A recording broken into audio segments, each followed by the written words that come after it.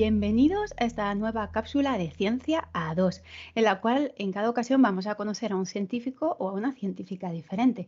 Y en este caso tengo la suerte de contar con la doctora Carmen Simal Fernández. Carmen, bienvenida. Hola Cintia, buenos días. Muchísimas gracias por la invitación. Ha sido toda una sorpresa, conocerte, formar parte de este proyecto tan bonito que estás empezando, elaborando y yo decir unas pocas palabras sobre mí. Para empezar, soy de Santander me marché ni siquiera con 18 todavía, porque soy de finales de año, a los 17 a estudiar a Oviedo, a la Universidad de Oviedo. Estudié licenciatura en química y luego ha ido continuando doctorado, postdocs y ahora mismo estoy en Grecia. Resido en Grecia desde el 2015. Me vine con un programa de investigación asturiano, regional.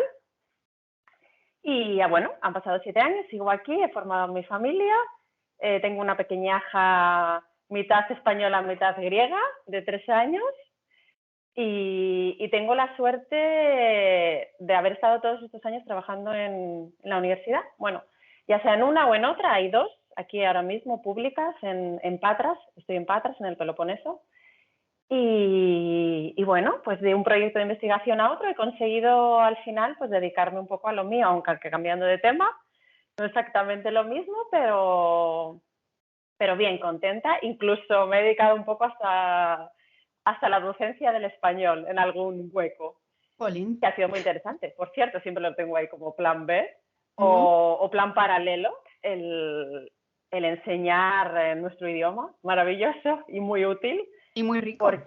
Y muy rico, y muy hablado, quiero decir, es el segundo en el mundo en población. El primero es el chino, luego va el español, y en importancia también el segundo después del inglés.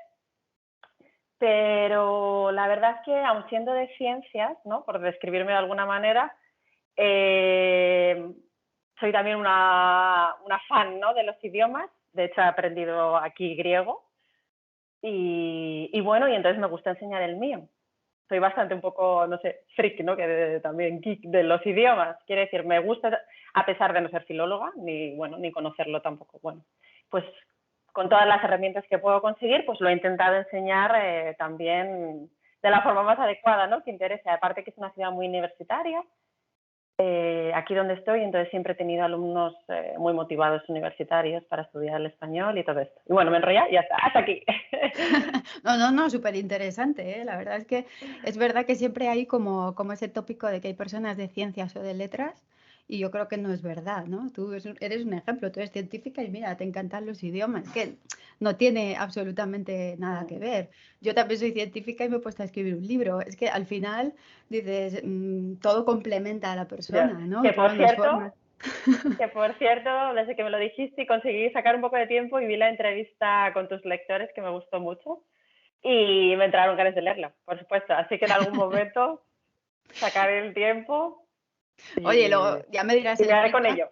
Eso. Y luego yo quiero la crítica, ¿no? La reseña. ¿Qué opinas? Que así mejoro yo también, así que fenomenal. Que por cierto, debido al libro, yo pensé, porque luego también miré tu perfil un poco y pensé que habías hecho estudios de odontología. O sea, como licenciatura, ¿no? Bueno, que hoy en día, ahora en España no estoy muy segura. Existe como licenciatura de 5 años. Antes era por estomatología, que te ibas desde medicina. Sí. Pero ya vi que también eres bióloga. Bueno. Sí, bióloga, luego hice bioquímica, hice la tesis en medicina y sí, nada que ver con ese tema. Muy bien. Vamos a empezar con una pregunta pues obligada, ¿no? Tú cuando elegiste tus estudios, ¿no? Decidiste embarcarte en esa carrera universitaria, ¿qué te movió? ¿Te movió la razón, el corazón? ¿Qué tenías en mente? ¿Cuál era ¿no? ¿Qué querías aportar al mundo al estudiar o al iniciar esa carrera? Pues, a ver, tenemos que retomar, evidentemente, bueno, en mi caso la secundaria, ¿no? Igual hay niños que desde primaria lo tienen muy claro. Bueno, yo en secundaria, sobre todo con conversaciones con mi padre y, bueno, mi madre son los dos docentes, ¿no? Entonces siempre como muy involucrados en la educación, por supuesto. Pues empezaron a ver también ellos mismos, ¿no? Lo que a mí se me daba bien y yo misma, por supuesto, ya con, bueno, 13, 14, 15 años, ¿no? Entonces me empecé ya a direccionar un poco por las ciencias. Cuando yo estudié el bachillerato era todo lo que llamábamos BUP todavía, ¿no? Y teníamos ciencias puras, ciencias mixtas, bueno, un poco. Entonces, pues bueno, yo ahí me empecé a direccionar por las ciencias, primero un poco la física, pues bueno, por explicar, ¿no? Todo lo que ocurre a nuestro alrededor, pues me pareció muy interesante. Pero luego, poco a poco, fui cambiando, ¿no? A lo largo de ya tercero y co, o sea, el curso justamente antes de la universidad, para los que no os conozcan, para si alguien escucha y no sabe lo que es el BUP, Sí. porque ya vine de la ESO, y bueno, en el último curso, ¿no? Y el anteúltimo antes de la universidad, tercero y co, en ese momento, pues tuve un profesor maravilloso. Y es un tópico, pero no, debería ser un tópico, porque, quiero decir, ¿por qué debería? Porque es que es esencial su papel. Y en España, lamentablemente, bueno, digo lamentablemente, es mi opinión, creo que no se valora lo suficiente la docencia en sí, los educadores, porque el de infantil es importantísimo también, ¿no? Pero bueno, sobre todo también en esa etapa de adolescencia que estás tan perdido, ¿no? Que o sea, todas las hormonas revolucionadas, que tienes las crisis de identidad, pues, de autoconfianza, de autoestima, de todo esto. Y tienes que coger un poco la dirección, ¿no? Te empiezas a encontrar contigo mismo y a convertirte en adulto. Y bueno, pues ahí apareció esta persona, Antonio Pesquero, en un instituto en el barrio pesquero de Santander. Y bueno, pues con él me enamoré de la química. Sus clases eran maravillosas. Y como yo, otros compañeros que no siguieron el camino, pero hoy comentándolo, ¿no? Hoy en día comentándolo, porque se lo había comentado a unas amigas, oye, mira, que me van a hacer una entrevista, ¿te acuerdas del profesor? No, pues sí. Pues fue el punto de partida para mí, para estudiar química, sus clases. Y su pasión y su manera de enseñarlo, pues la química está en todas partes, ¿no? Como decía antes de la física, que puede explicar, bueno, pues todo lo que nos sucede alrededor, ¿no? Desde la formación del universo. Y Sí, así comenzó. Así comenzó mi amor por la química. Nos ha pasado a Totalmente. muchos.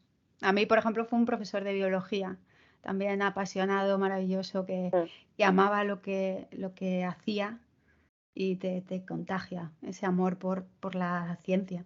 O sea, en tu caso, pues fue una rama, en mi caso fue la biología, depende.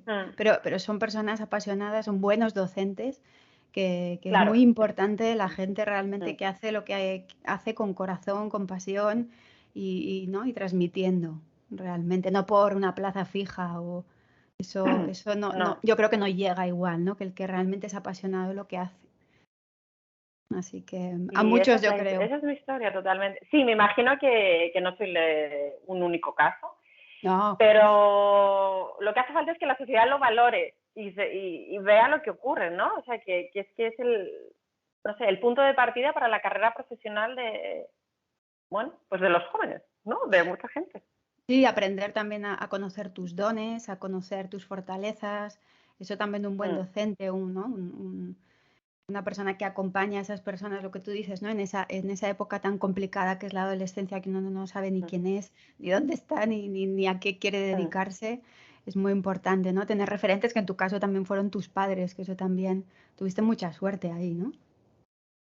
Sí, por supuesto. Y luego muy ya Claro.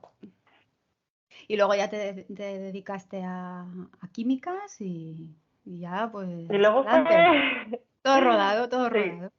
Todo rodado, bueno, por llamarle rodado, con muchas dificultades y para arriba, para abajo, pero sí, luego ha sido la vida, y la vida personal y las decisiones de cada uno, ¿no? Sí, profesionales y decisiones personales, ¿no? Porque me he movido un poco teniendo en cuenta las dos cosas, en general. Y hablando de moverte, ¿por qué Grecia? ¿Por qué te fuiste? Bueno, la decisión de venirme a Grecia fue quizás más personal que profesional, ¿no? Teniendo en cuenta lo académico, pero bueno, comenzó todo este proyecto de Grecia o amor por Grecia en Reino Unido. Yo estaba realizando una estancia de doctorado porque también añado que tuve un director de tesis muy flexible que me dejó volar, ¿no? Como quien dice, porque normalmente, bueno, creo que es lo que ocurre, ¿no? En España, que bueno, pues que los directores de tesis al final también lo que quieren es que trabajes para ellos, o sea, que saques publicaciones bueno, el egocentrismo de la universidad, ¿no? De la academia, de la investigación, bueno, de la academia, ¿no? Porque la investigación en una empresa es más trabajo grupal. Yo creo que es un poco la diferencia, sobre todo, entre universidad y industria, ¿no? Que lamentablemente la universidad pues se trabaja a nivel individual mucho, ¿no? Y hay mucho egocentrismo y la investigación en empresa pues suele haber pues un objetivo común, ¿no? Y todos trabajan hacia ello. Y normalmente, pues bueno, sin divagar mucho, los directores de tesis, pues al final lo que quieren es que trabajes para ellos, que salgan publicaciones y que los currículums de todos engorden. Entonces, pues bueno, vuelvo a decir que mi jefe de tesis, mi director de tesis, vamos, fue flexible, José Manuel Concillón Gracia, de la Universidad de Oviedo, y me permitió realizar estancias en el extranjero durante los 4 años. Yo, durante los 4 años de programa de doctorado, cada verano me iba a un laboratorio en Europa. Ostras, pues eso no es nada habitual, No es ¿eh? nada habitual, por eso. De hecho, cuando leí la tesis, me acuerdo que en el ascensor había, bueno, pues los típicos carteles, ¿no? Buen asesor por el departamento de lectura de tesis de Carmen Simal, y me ponían ahí la viajera, la única que ha conseguido el departamento irse Wow. de estancia los 4 años, ¿no? Bueno, pues fue mucha suerte, una relación muy buena con él, también porque, por supuesto, confiaba en mí, me veía trabajar, también tuve suerte de tener buenos resultados porque, desgraciadamente, pasa muchas veces que trabajas como un burro y no sacas nada, ni una publicación, quiero decir, fue suerte también, no solo trabajo.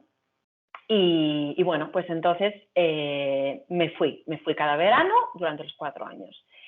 Y entonces en una de mis estancias, bueno, casi en todas, pero bueno, la realicé en Bristol y fue una ciudad que, bueno, que también un punto de partida en mi vida, ¿no? Porque hoy estoy aquí por esa estancia. Hoy, 2022, estoy aquí por la estancia del 2006 en la Universidad de Bristol. ¿Por qué lo digo? Porque pasé un verano excepcional en mi vida, quiero decir, a nivel académico y profesional. Fue la primera vez que salí de casa para quedarme, salir de casa al extranjero, quiero decir. Vale. No de visitante, para quedarme yo sola, 24 años. De repente llegué a un grupo de investigación en el que había una persona, un estudiante de cada punta del mundo, esquina del mundo, ¿no? Entonces, de repente entro en una sala y está mi jefe, bueno, de origen indio, en Reino Unido hay muchos, ¿no? Mi jefe indio, y luego tenía un compañero al lado, pues un palestino, una chica de Malasia, un croata, bueno, y dije, de esto que, wow, ¿no? Qué pasada, De, ¿eh? Qué ¿dónde riqueza. estoy? Y wow, riqueza profesional, personal muchísimo más. De esto Increíble. que te salías de ti mismo, ¿no? De tu cuerpo, y decía yo, ¿dónde estoy? O sea, no sé si quería reír, llorar, estaba nerviosa, estaba feliz. Era una mezcla de sentimientos muy grande, ¿no? Pero también como orgullosa de mí misma, de decir, tengo Qué 24 valiente, añitos, ¿vale? qué Y estoy valiente. aquí, ni siquiera todavía hablaba bien inglés, ¿no? De eso que tenía que Wow. reforzarlo mucho y era, entonces, ¿dónde estoy? Y fue maravilloso, maravilloso, o sea, enriquecedor o sea, más, todo lo que se puede pensar. Y coincidió que, bueno, que ese verano estuve rodeada de griegos, de italianos también, pero bueno, me di cuenta de la existencia de este país, ¿no? Aparte de la antigua Grecia, ¿no? Que estudiábamos en el instituto, o en el cole, bueno, pues que era una cultura muy cercana a la española, muchísimo más que, no sé, que los italianos, ¿no? Que siempre en España siempre se piensa los italianos primos hermanos, ¿no? Pues no, yo, mi opinión personal son los griegos. Están un poco más lejos, pero son los griegos, ¿no? Entonces, una conexión muy grande. Éramos siempre, pues eso, un grupo grande de españoles, griegos, italianos, luego igual, pues eso, algún croata por aquí, algún alemán, pero bueno, principalmente había una conexión muy grande entre españoles y griegos. Y sobre todo la mía, ¿no? A nivel personal. Y entonces me empecé a interesar muchísimo por todo. Pues me gustaba su música, su cultura, su comida y el idioma. El idioma me llamó muchísimo la atención porque tiene una fonética muy, muy parecida al castellano, muy, muy parecida.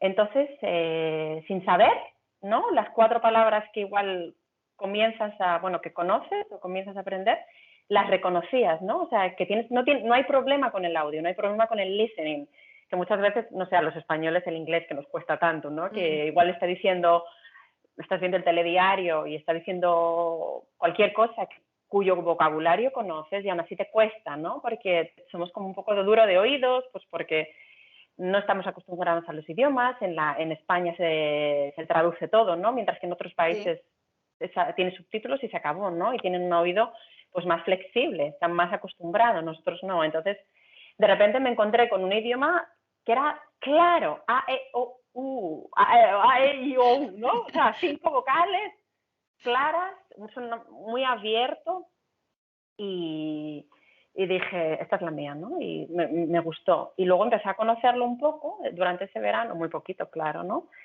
Y me pareció un idioma como muy matemático, o sea, muy científico, ¿no? A la vez.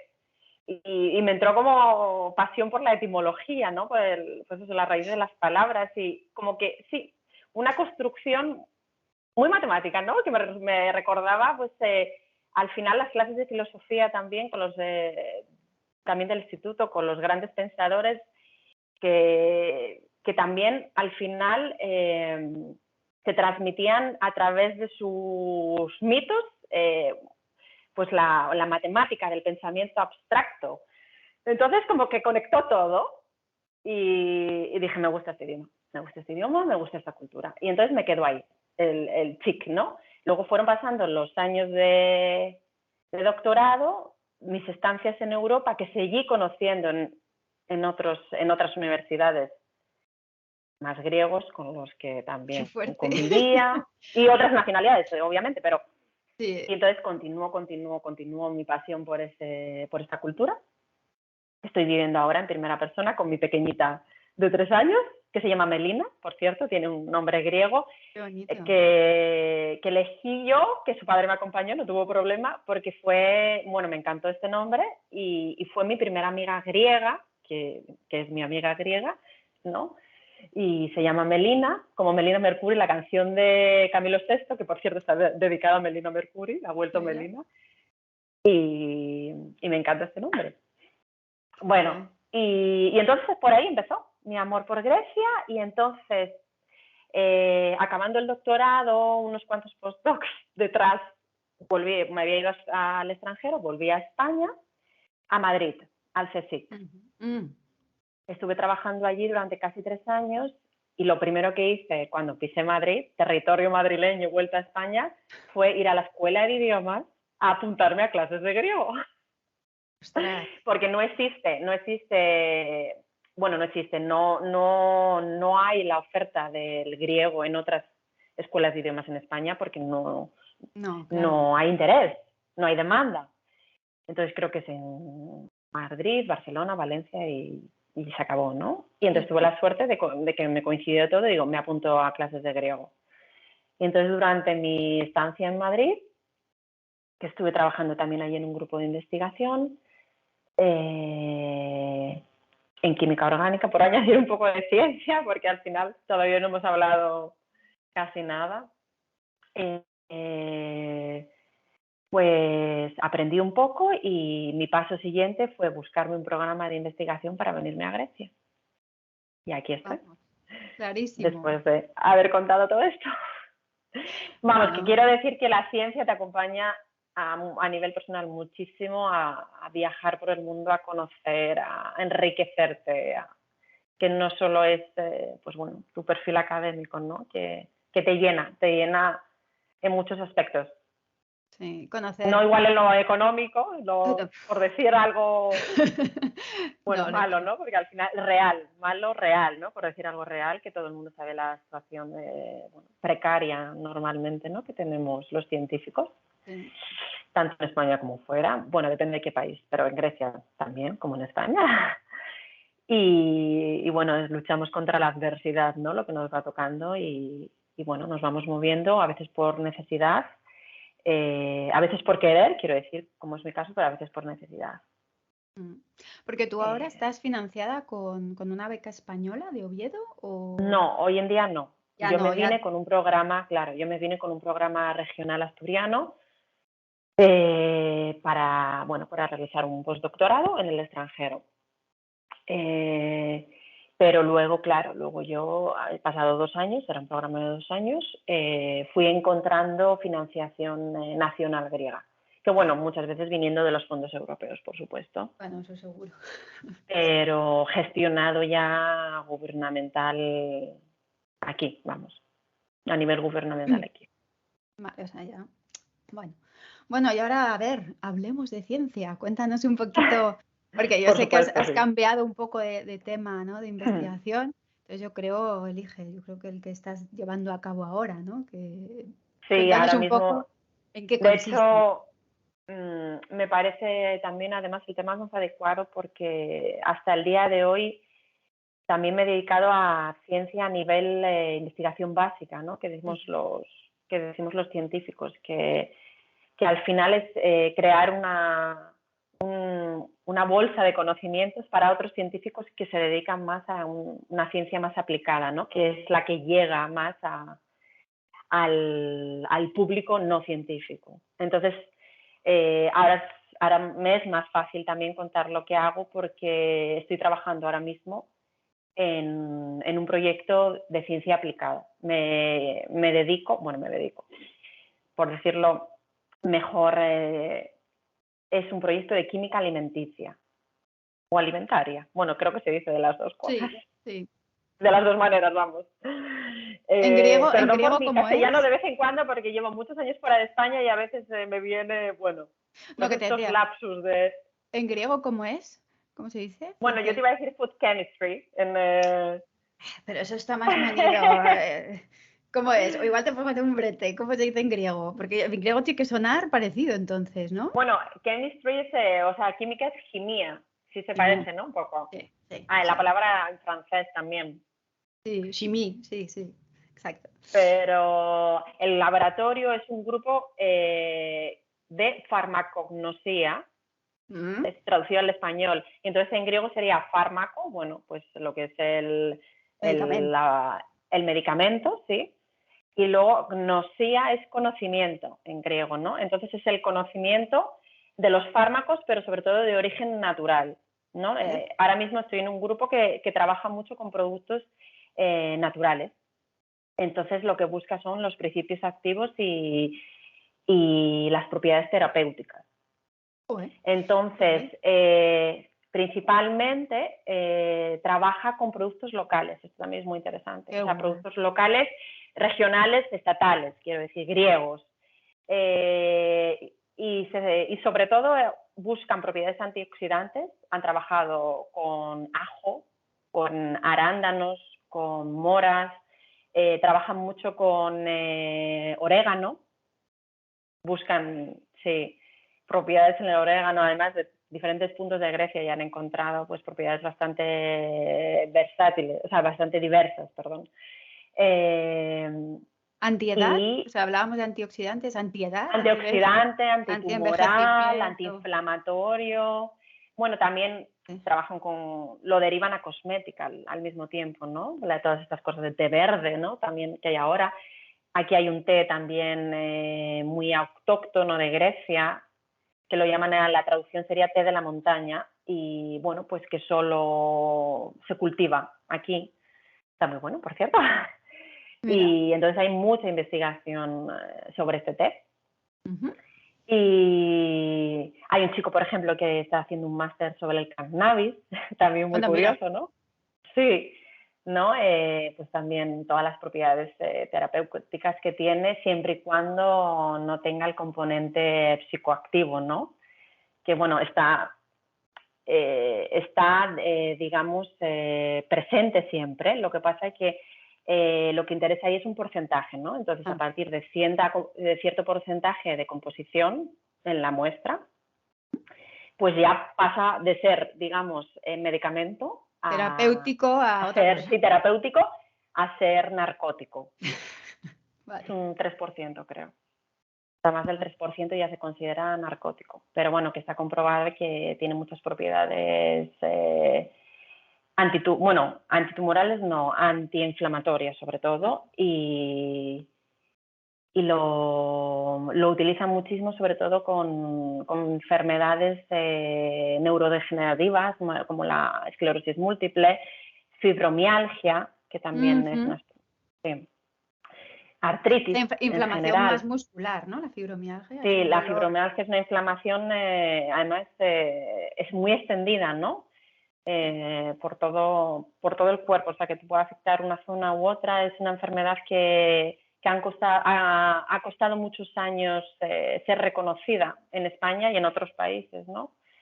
Porque hay un componente, se supone, también psicosomático. Entonces, pues bueno, yo me acuerdo de empezar a hablar de la fibromialgia desde hace muchos años porque coincidió que tengo una amiga, una muy buena amiga, que está diagnosticada desde los 15 años, ¿no? Y bueno, pues sí, son unos dolores como muy fuertes, sin sentido, ¿no? Como sin de Claro. repente.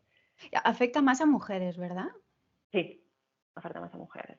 Eso es cierto y está comprobado. Y bueno, luego a partir de esta amiga, luego bueno, mi interés por la fibromialgia, bueno, empezó ahí y luego ha habido más casos, ¿no? Muy cercanos, una muy buena amiga de mi hermana, bueno, Sí. en fin. Y también casos de alrededor de esclerosis múltiple, de conocidos. En Grecia el primer proyecto con el que me vine, con esta financiación española, fue para trabajar en un grupo de química médica con dirección a tratamiento posible tratamiento para la esclerosis múltiple. Entonces, muy interesante, por supuesto, Claro. muy valioso, mucha pena que no haya más financiación. Ah, sí.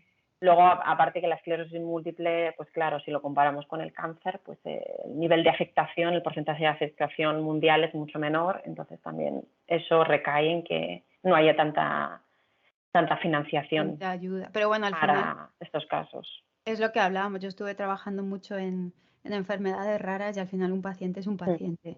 Y esa enfermedad es tremenda y tiene unas consecuencias funcionales y para la persona de calidad de vida tremenda. Entonces, bueno, pues también llamamiento, ¿no? A que se financie más, Totalmente. que al final revierte en la salud de todos, ¿no? Mm.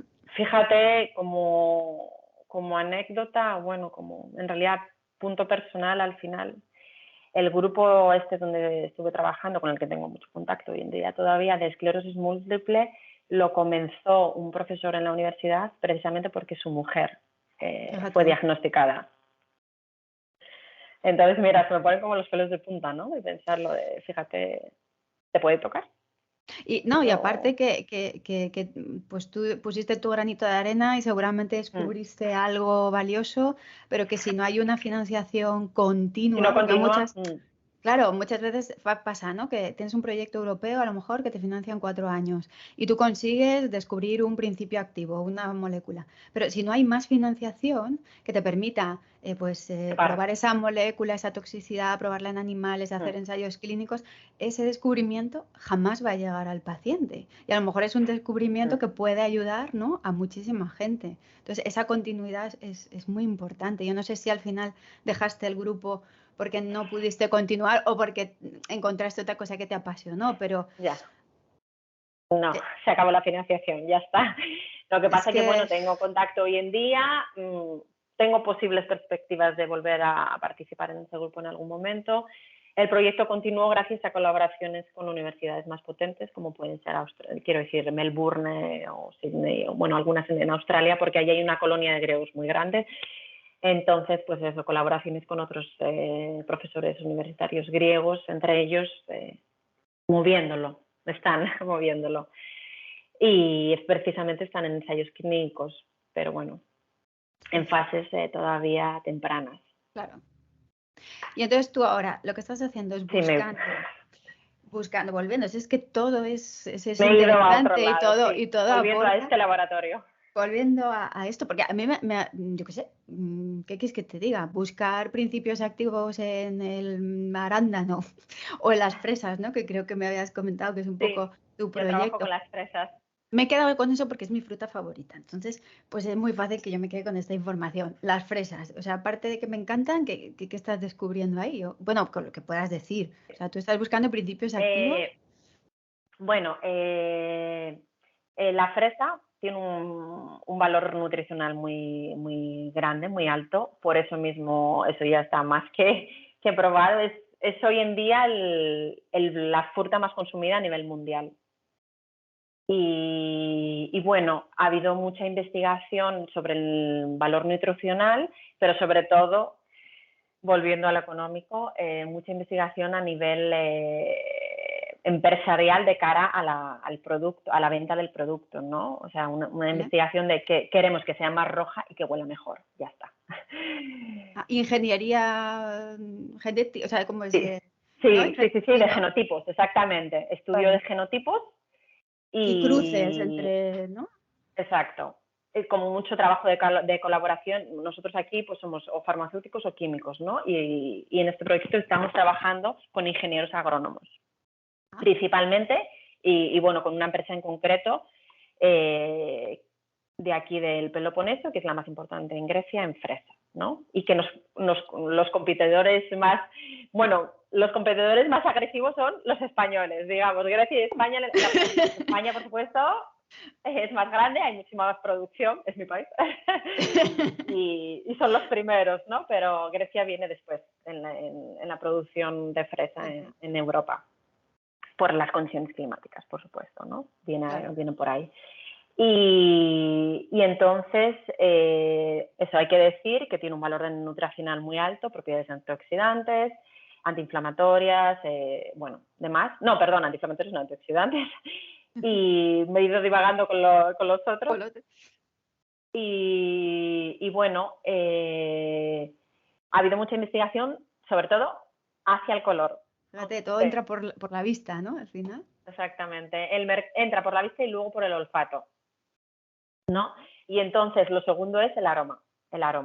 Entonces, ahora mismo, aparte del valor nutricional, por supuesto, el proyecto está direccionado, digamos, hacia el estudio de los principales componentes responsables de ese aroma, ¿no? Tan maravilloso que tiene la fresa. Entonces, nosotros eso es lo que hacemos en este laboratorio. Tal cual, tenemos una muestra de fresa, quiero decir, un muestreo enorme. Estamos hablando de 150 genotipos con los que trabajamos.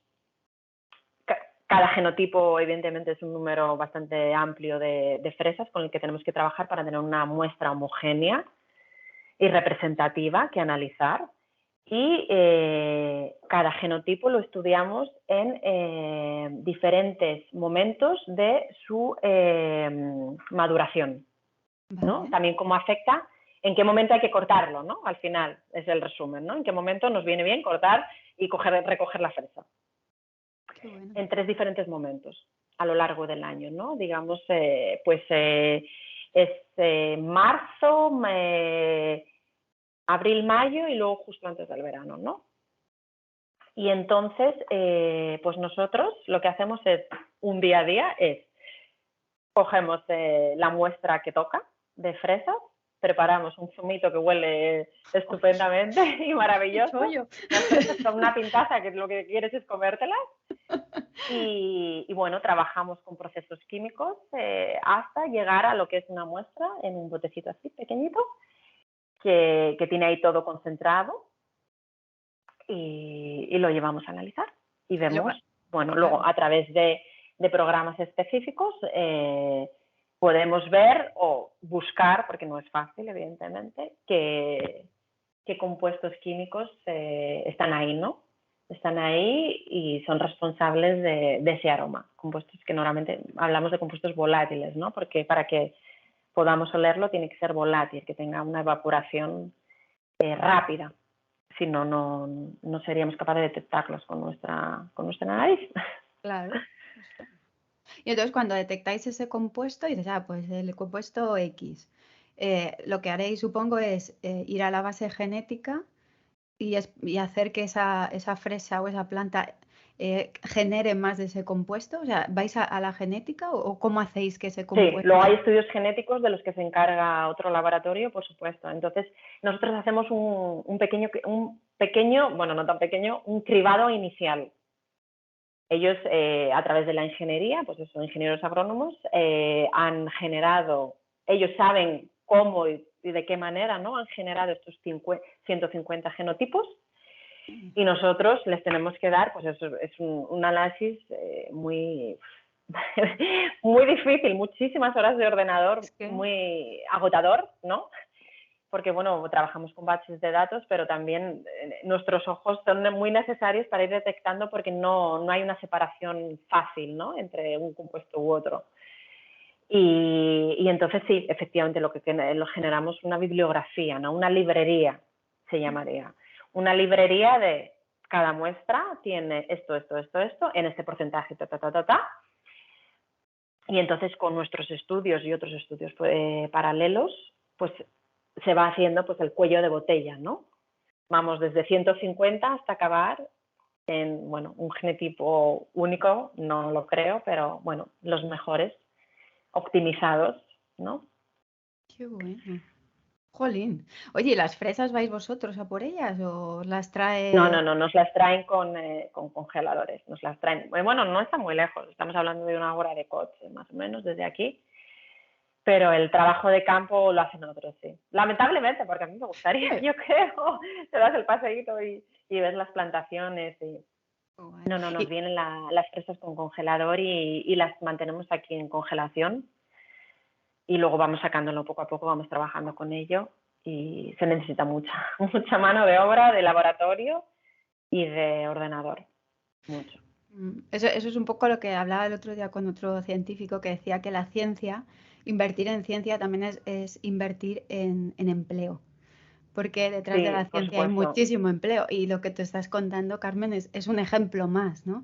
Que no solo vosotros los investigadores, los químicos, los ingenieros, agrónomos, sino pues esa persona, ¿no? Que va a recolectar, que se encarga de esos cultivos. O sea, hay mucho empleo detrás de la ciencia. Mucho personal detrás.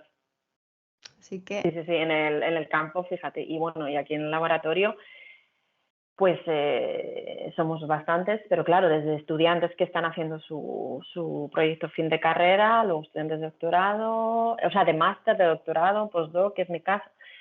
Sí, todo es a pie de cañón porque es una cantidad de trabajo muy, muy amplia, muy grande. Y Sí. sobre todo bastante multitasking, o sea, variada. Exacto, sí, muy variada, sí. Sí, el abanico de tareas es grande. Y aparte de en las fresas, que ya tienes bastante buscando compuestos, o sea, estás centrada básicamente en la fresa, ¿no? Sí, o miras otros, no, fresa. En mi caso personal, en la fresa, porque al final el proyecto está cofinanciado con esta otra empresa y entonces aquí estamos hablando de una colaboración universidad-empresa, ¿no? Que vas como algo mucho más directo, no es tanto ciencia buscando una publicación científica, claro. Que por supuesto se publicará, ¿no? Porque al final es conocimiento y todos tenemos que saberlo. Y bueno, digamos los resultados o el descubrimiento de los demás, ¿no? Y esto en algún momento, por supuesto, que también se añadirá, digamos, a toda esa base de conocimientos que tenemos en las redes hoy en día. Pero ahora mismo hay un objetivo principal que es el servicio a la empresa. El servicio a la empresa en busca de esta fresa óptima, ¿no? De este proceso de optimización tan grande para sacar una fresa maravillosa. Maravillosa que nos, vamos, transporte vamos, yo que sé, al éxtasis casi, ¿no? Cuando la comamos, sí, muy bien. Sí, de manera paralela hay otro chico que se dedica más a las propiedades antioxidantes. O sea, tenemos de manera paralela el proyecto de valor nutricional, vamos, de interés para el público, del interés real. Bueno, oye, es que ya cuando consigáis la fresa, que cuando la muerdas ya sea una cosa sublime y encima me rejuvenezca o me haga que mi cuerpo pues no tenga esas propiedades antioxidantes, pues ya yo qué sé, premio Nobel. ¿No? Sí, sí. Pues muy Sí. bien. A ver, ¿qué más quería preguntarte? Me voy a pasar ya a la parte un poco más personal. Hemos hablado ya de tu faceta de investigadora. Ahora vamos a conocer a Carmen un poco más, la persona tras la científica. Quería preguntarte un poco, ¿no? Cómo es tu día a día? Porque es verdad que he visto que también publicaste en tus redes que antes se medía el éxito con dos parámetros, ¿no? El salario y el éxito profesional, pero que realmente hay muchísimas más condicionantes, ¿no? Para medir ese éxito, pues yo qué sé, si tienes tiempo libre, si te gusta lo que haces, si te apasiona, ¿no? Como es tu caso. Entonces, en tu caso, pues a ver, cómo es tu día a día, ¿no? ¿Cómo equilibras esa vida profesional con ese tiempo libre? Ya sé que con tu niña seguro que te ocupa un montón. Sí, a ver, el trabajo en la universidad tiene la ventaja y a la vez desventaja, porque es un arma de doble filo, que es la flexibilidad. Está claro. Entonces, flexibilidad es una ventaja cuando tienes tu hijo enfermo, por ejemplo, ¿no? Que te puedes quedar en casa, que a veces puedes trabajar desde allí, que puedes venir unas horas, que te puedes marchar. Bueno, y cuando no está enfermo, quiere decir, vete a recogerlo al cole, vuelve, ¿no?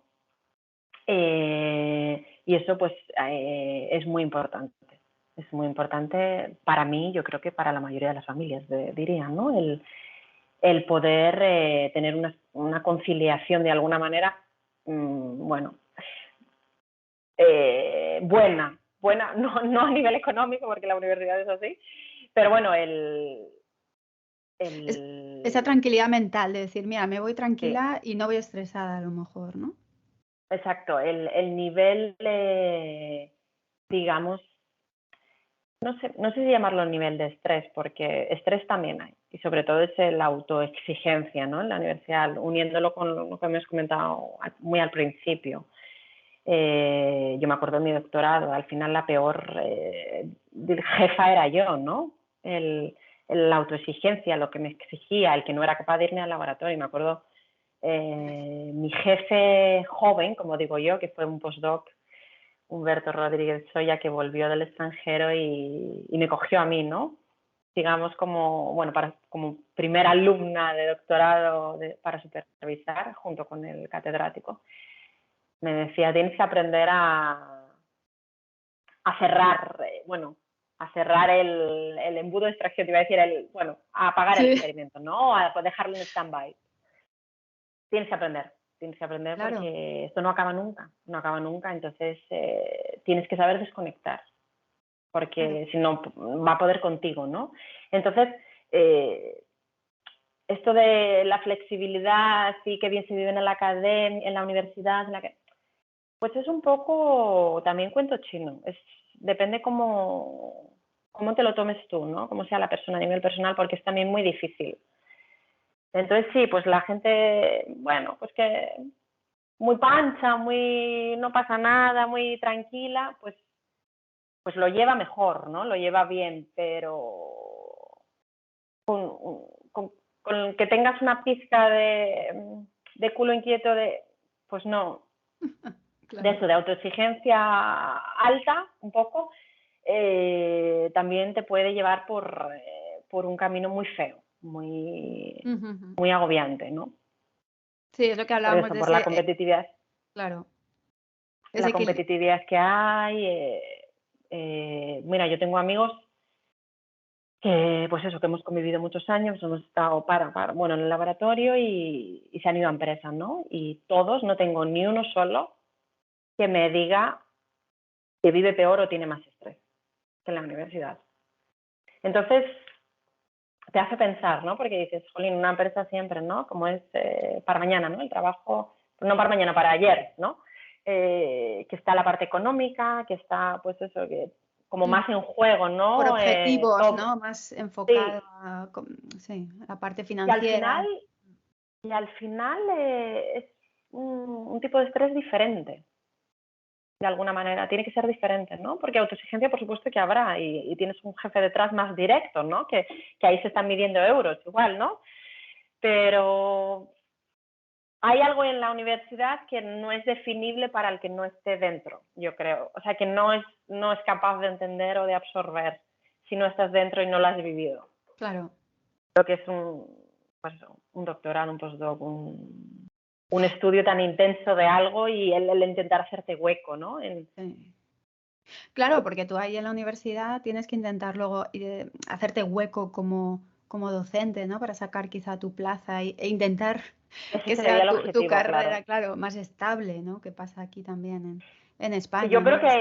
que hablando de este tipo de estrés, ahí viene. O sea, yo creo que es el estrés de la inestabilidad lo que también, ¿no? Te acompaña constantemente, el run este que tenemos, y por eso hay mucha gente y tantos artículos que se leen, ¿no? Cambié la academia o la universidad, dejé la academia y me fui a la empresa, ¿no? Y así escuchándote hablar, así un poquito de la universidad, allí has notado ya el consabido techo de cristal, ¿no? Que tienen las mujeres para llegar a puestos más de importancia, ¿no? A lo mejor a catedráticas o profesoras titular. ¿Lo has vivido esto o cómo se siente ese tema en la universidad allí?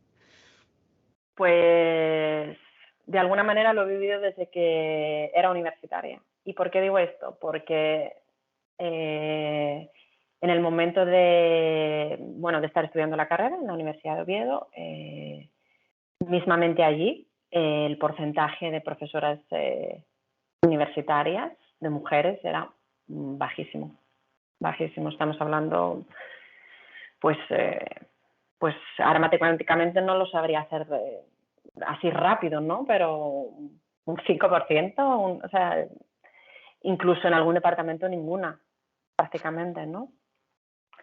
Claro, estamos hablando ahora de, principios del 2000, han pasado 20 años.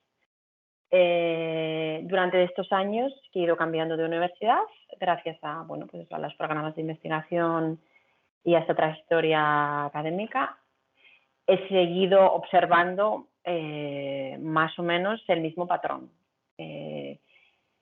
En las diferentes universidades en las que he estado, principalmente Reino Unido, estuve en Bristol, estuve en Oxford y en St Andrews, que está en Escocia. Otra vez me encontraba con un porcentaje de mujeres muy, muy bajo, hasta tal punto de un caso, o sea, quiero decir, nulo no, pero estamos hablando Bueno, de 10 profesores frente a una profesora. testimonial, ¿eh? Una cosita así como...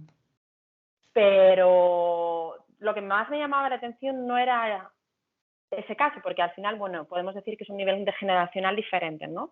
Pero me llamaba mucho la atención que en las estancias postdoctorales, postdoc en Reino Unido, no te encontrabas normalmente ninguna británica. Es una sociedad que de hecho he leído varios artículos varias veces, que las mujeres llegan hasta normalmente doctorado y ya mucho, ¿no? Que ahí escogen, porque tienen que escoger, no hay otra manera, ¿no? No hay conciliación, Ah, claro. con la universidad, el nivel personal, bueno, la vida La familiar, vida ¿no? Es decir, personal frente a la sí, profesional. sí, quiero tener hijos, si sigo en la universidad me va a ser muy complicado o van a ser todo trabas, tengo que abandonar, ¿no? Y entonces ha sido muy curioso encontrar, sobre todo eso, otra vez volviendo a la palabra patrón, ¿no? El mismo patrón que las mujeres que estábamos realizando postdoc éramos bien o bien mediterráneas, quiero decir, española, italiana, portuguesa, griega, bueno, o bien chinas o indias. Ostras. Quiero decir, y es una cosa muy curiosa que me llama la atención, pero que ha seguido sucediendo. Ha seguido sucediendo y es indicativo, ¿no? de la sociedad. Sobre todo porque según qué Salud, carrera... bueno, un patrón de lucha mayor o precisamente por tener peor situación económica, ¿no? Por ahí vendrá el querer también la mujer seguir ascendiendo, ¿no? Intentarlo. Y ese ha sido el caso, ha sido un caso curioso. Luego llegué a Grecia y lo mismo. De hecho, llegué a Grecia y ahí sí que hablamos de mujer cero, ¿no? En el departamento ni siquiera mujer cero, no había, era yo la única postdoc. No había profesora, no había otra postdoc en todo el departamento, ¿no? En mi departamento. Luego, sí es cierto que te vas un poco hacia biología y ya te encuentras más mujeres.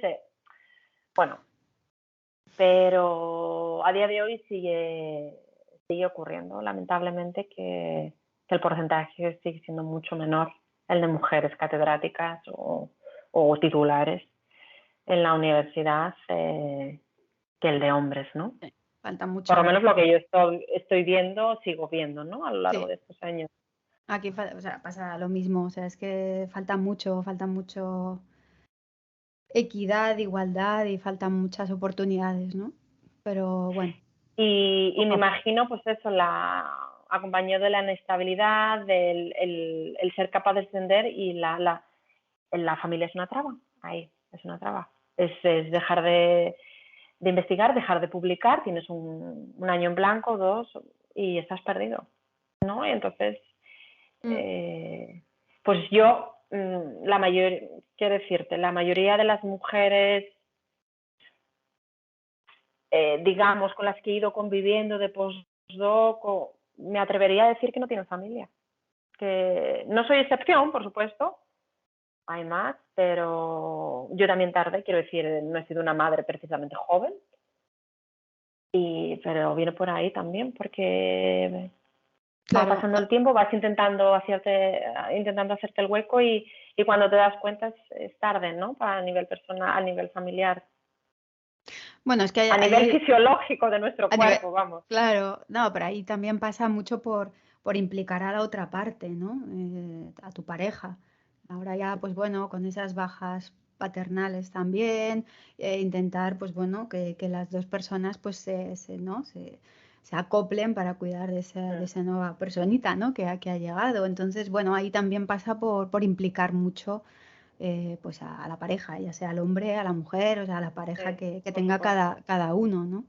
Y eso también es educación, que no solo es responsabilidad de la mujer, que también tenemos que implicarnos todos, ¿no? Y los roles deberían adecuarse, ¿no? A sus tiempos también.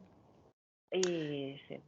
Así que, mira, como roles, yo creo que un buen ejemplo para demostrar que se puede conciliar vida personal y profesional es que nos cuentes cómo te organizas un día normal de tu vida. Aquí puedes elegir entre un día entre semana o un fin de semana. Tú cuenta lo que te apetezca. Pero bueno, para que veamos que es posible y que se puede ahí a las supermamás y supermujeres, podéis con todo. Sí. Pues vida carreras, en eso se resume. Pero bueno, bien porque, bueno, pues eso, la universidad, sobre todo lo que habíamos comentado en algún momento es el nivel de autoexigencia, pero no tanto un estricto horario de trabajo, ¿no? Entonces, pues tengo la suerte, digamos, de poder organizarme y decir, ok, a las 5 de la tarde cierro chiringuito, ¿no? Que no es tan habitual en España. Entonces, Pero tú, por me ejemplo, puedo organizar, nos podemos organizar a nivel familiar bastante bien porque el papá, mi pareja, trabaja más por la tarde. Trabajo durante todo el día, pero digamos que su mayor carga de trabajo es por la tarde. Entonces, entre nosotros hacemos el cambio de guardia, va al cole mediodía con su papá y luego ya cojo yo el El turno, relevo. el relevo exactamente. Y entonces, pues bueno, me toca a mí y nos hemos conseguido organizar bastante bien, pues eso, gracias a un horario de trabajo, bueno, pues bastante cómodo, ¿no? Mm, Porque, bueno, todos sabemos que en España es muy habitual lo de 8 a 8 o con el descanso en medio, o bueno, y entonces por ahí va bien la cosa. Y bueno, los fines de semana, pues todo lo que se puede fuera. Eso es lo bueno de estar aquí, de que tiene muy buen tiempo, empieza el verano muy pronto, acaba muy tarde, pues eso, el porcentaje de lluvia es bastante pequeño en relación a Santander, desde luego, de donde soy hombre, yo, y se aprovecha mucho la calle, como en España hay mucha vida en la calle, en sí. Grecia, y sobre todo la naturaleza muy accesible, ¿no? Está por todas partes. O sea, Grecia, digamos, es que, bueno, mis padres decían, es como España hace 40 años, ¿no? La sensación que tienes. Y sí, en muchas cosas sí, que a veces no sabes si reír o llorar, ¿no? Por el desastre que ves, ¿no? Ante tus ojos de, pues bueno, de repente pasa una familia con una cabra en la moto, ¿no? Entonces es como, y estamos hablando de una ciudad, ¿sabes?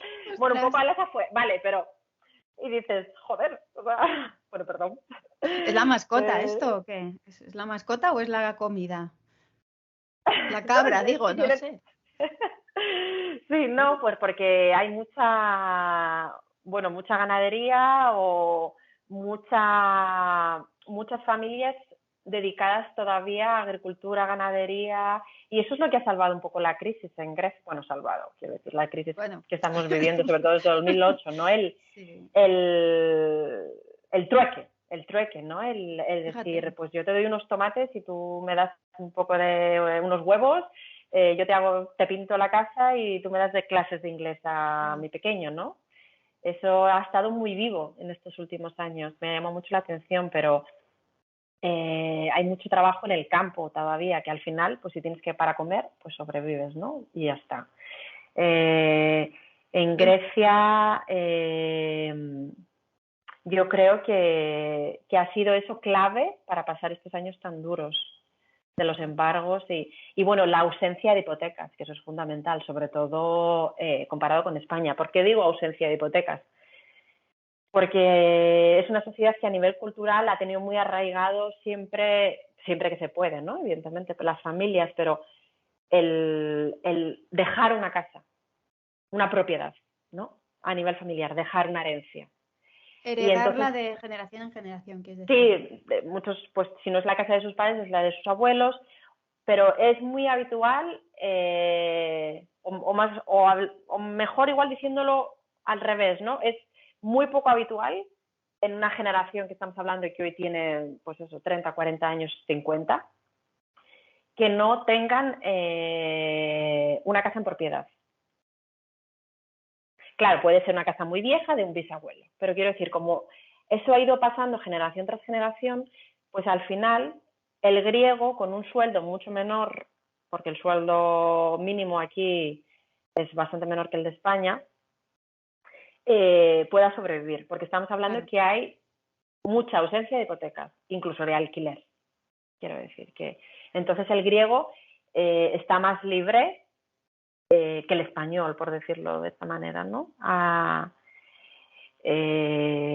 Económicamente, bueno, más libre respecto a una hipoteca, solo, por Ujú. supuesto. Entonces, claro, si tienes un poco para comer, pues vives. Vives o sobrevives, porque igual no es Sí, vivir, es sí. sobrevivir, pero por lo menos es un país que se ha librado un poco De un drama mayor, ¿no? de tanto transeúnte, ¿no? De, bueno, Mm, de los sin techo, que gracias a Dios, pues bueno, es algo bueno que tienen sí, aquí, sí, sí, porque tiene muchas dificultades también, ¿no? O menos desarrollo respecto a España, claro. pero por ahí han ganado, quiero decir, por ahí ha salido Sí. bien la cosa.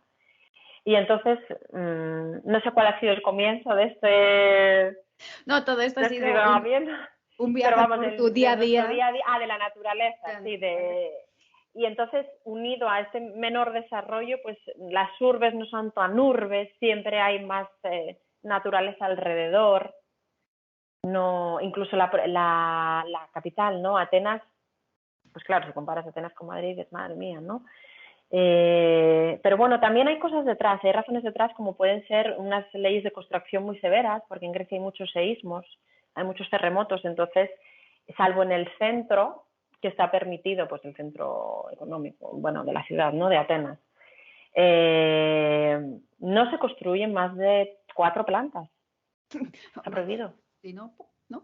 Está prohibido, sí, sí. Entonces, es una ciudad que se extiende muchísimo, claro, kilómetros. Porque estamos hablando de un número de población muy alto, pues como puede ser el de Madrid prácticamente, pero en casas bajitas, ¿no? Por decirlo de casi sencillo. Y entonces, pues se extiende, ¿no? Se extiende, se extiende, se extiende. Por eso mismo, porque no se puede Claro, no, construir hacia arriba. Y entonces todo esto te da aspecto de más pueblo, no sé, más más, abierto, más, más ¿no? abierto, sí, Sí, como que menos entra más la luz, urbe. sí, efectivamente. Claro. Y, y bueno, y eso, como un poco a medias todo, cosas a medias. Entonces, pues eso es la historia de encontrarte pues de todo Claro. todavía, hoy en día, por la carretera y... Sí, no, no, sí, sí, las cabras en las motos, yo aquí por lo menos todavía no lo he visto, pero bueno, dale tiempo. Sí. A ver, así como hobbies o aficiones, ¿cómo Mm. completas? ¿Tienes algún hobby Sí, sí confesable? tengo. Bueno, tengo o tenía, ahora mismo igual es mejor decirlo así en imperfecto. No lo quiero decir en pasado, tuve porque quiero volver a ello, pero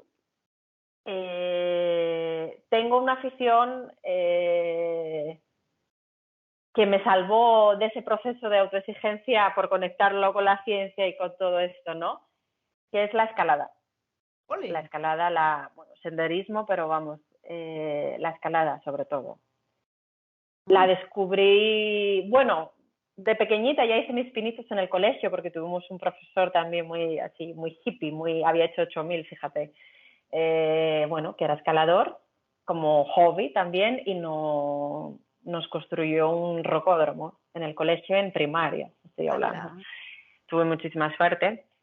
Bueno, de aquella hacíamos cosas de estas, no sé si me quedó desde aquella el hilito ahí, no creo, pero bueno, ya de adulta, dedicándome a la investigación, descubrí ese deporte otra vez, ¿no? Por decirlo así. Porque bueno, durante todos estos años y desde primaria, pues me ha interesado mucho la montaña, el senderismo y demás. Pero la escalada salvó mi cabecita mucho. Fue mi terapia. Fue la única actividad que me permitió desconectar, con la que logré desconectar. Fíjate. Porque no puedes pensar en otra cosa, porque tienes que Hombre, saber dónde, o sea, o pensar dónde vas a colocar la mano derecha, la mano izquierda, el pie derecho, el pie izquierdo. Y no puedes pensar ni en ciencia, ni en la lista de la compra, ni en qué vas a hacer luego. Entonces, es una dedicación tan al 100%, es una meditación, totalmente. total, es el mindfulness en Que, estado puro, o sí, sea, aquí y totalmente. ahora y De no hay hecho, otra hay cosa. mucha, sí, de hecho, hay mucha gente, he conocido, de hecho, escaladores que trabajan, bueno, que trabajan paralelamente con yoga y con mindfulness Claro. Sí, sí, esa conciencia y todo plena de esto. lo que estamos haciendo ahora, sin que mi mente esté pensando en que dentro de 10 minutos o mañana tengo que hacer o ayer hice, ¿no? Mm. Muy importante, mira, fíjate. Yo meditar, o sea, lo que es meditar lo he intentado. Lo he intentado Pero bastante, bueno, tu mente se va para todos los lados, ¿no? sí, no he sido capaz, no he sido capaz. Y fíjate que lo tengo en casa, ¿no? O sea, mi pareja se dedica, no tiene nada que ver conmigo, digamos, de que se dedica a las terapias alternativas, sobre todo al yoga, Qué bueno. pero bueno, meditación y pranayama, que es como las técnicas de respiración. Por ejemplo, trata a mucha gente con crisis de ansiedad, bueno. Y yo lo he intentado, pero no sé, mi mente es muy científica, ¿no? Y mira que ahora se trabaja mucho, hay muchos cursos y muchos seminarios con los científicos también, y mucha gente que lo está consiguiendo. Yo a nivel personal diría que no lo he conseguido así parada, cerrando mis ojitos e intentándolo, ¿no? Pero creo que sí que lo he conseguido a través de la escalada. No, sí, por lo que dices, Porque tienes que no hay volver. Tengo que volver, sí, por supuesto. Bueno, yo me traje todo a Grecia, venía súper preparada, pero por unas cosas u otras, bueno, empecé más con el yoga también en Grecia y bueno, luego el haber sido mamá, que bueno, pues que Claro, es más difícil encontrar tiempo para uno mismo, pero bueno, claro. estoy en ello, ya estoy diciendo, ya está empezando a ser más mayorcita y ya me tengo que volver a apuntar a algún grupo y empezar con la montaña otra vez, porque la montaña es mi terapia. Ya sea Claro. senderismo, ya sea domingueo, una horita me vale, o escalada ya más hardcore, ¿no? Más fuerte, pero la montaña me da una tranquilidad, debe ser, me imagino que el silencio sobre todo, ¿no? El no escuchar nada más que la propia naturaleza. Ujú. Enlazándolo con lo de el run run, ¿no? Con lo que te comentaba de cuando realizaba la tesis, hay que saber poner el cerebro, por lo menos no apagarlo, pero ponerlo en el stand-by. Me ayudó mucho la escalada. O sea que es una de las cosas que propongo para quien me escuche. Muchísimo, muchísimo. Era bueno, pues eso. Era otra persona, el llegar al rocódromo y salir de él, ¿no? De energía, bueno, otra persona. Porque La que equilibras al entraba y la que final. salía. Claro. Ah, Es que cargada de energía total otra vez. estar mucho en la mente, al final no dejas que la energía circule ¿no? En el cuerpo, te quedas aquí. Entonces, ¿no? Ese ejercicio físico lo que hace es que te conecta, te equilibra, ¿no? Hace que todo fluya. Mira, ¿ves? Ese equilibrio de pues utilizar la mente está bien, pero luego déjate fluir, baila, canta, escala. Muy necesario para cualquier persona, quiero decir, a mí me parece fundamental en nuestro día a día, en una vida saludable y rica, Sí. Y más en de profesiones combinar muy mentales, que mentales, necesita sí. esa creatividad para ir Exacto. innovando y al final estás dando siempre al pedal, ¿no? Del cerebro. Necesitas salir y hacer otras cosas. Así que nada. Bueno, Carmen, yo creo que hemos dado un buen repaso, ¿eh? Ha Madre mía, sí, no sido sé interesante. qué. Solo me queda preguntarte si quieres recomendar o conoces algún científico, alguna científica pues, que pueda coger el testigo para una futura entrevista, si se te ocurre a alguien. Muchos. Sí, No, a pues ver, tengo muchos amigos científicos que seguro que estaban encantados, pero me viene un nombre especial a la cabeza precisamente por ser divulgador también. Le interesa muchísimo la divulgación científica. También ha escrito un libro, mira, combinando, tenemos. recientemente lo he leído también, combinando ciencia y novela, que se llama también ¿A dónde van las estrellas cuando mueren? Es Ujú. astrofísico Es y otra rama. ¿Ves? precisamente a través de la novela intenta, bueno, pues explicar un poco qué es una estrella, al final, qué es una estrella y qué pasa cuando mueren. Y las diferencias que hay, ¿no? Y respecto del Sol, por ejemplo, que es otra estrella. Bueno, es muy curioso también. Como eso, pues como el tuyo, que tengo muchísimas ganas de leerlo también. Vale, Y, y eso, y entonces este es el nombre que te quiero dar. pues ya me lo pasas o me lo quieres Y dar bueno, ahora, lo que quieras. sí, bueno, se llama Jorge Fuentes Fernández Vale. y bueno, reside en México, entonces lo del horario y la entrevista no sé si igual será fácil, porque Todo con voluntad está en se la UNAM consigue. y seguro que le va a encantar. Pues nada, ya luego me pasas el contacto y Sí, seguro. Pues Carmen, mil millones de gracias por tu a ti, tiempo. Ha sido genial conocerte y pasar este ratito juntas charlando de muchas cosas, de ciencia, de ese país maravilloso que es Grecia, de tu experiencia conociéndote. De verdad, muchísimas gracias. a ti, muchísimas gracias, yo estoy encantada, he estado encantada de participar. Pues nada, un abrazo. Un abrazo, cuídate. Igualmente.